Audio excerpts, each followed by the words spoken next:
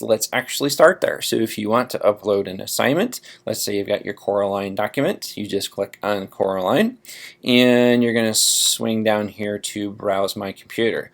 And what you're going to do is you're just going to hit Browse and go to wherever that file is.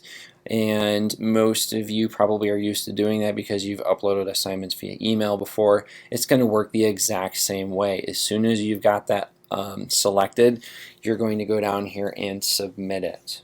Right?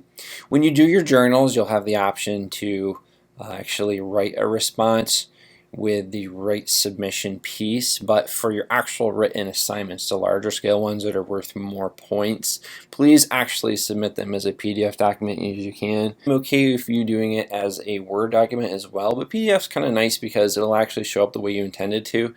So for example, let's say you did it in a Google Doc, and if you were to transition it over to a PDF, it's going to just look more natural to what you want it to be than if you try to switch it to a Word document. The margins might get messed up, or the actual length of it might get messed up in translation. With a PDF, that's not going to happen.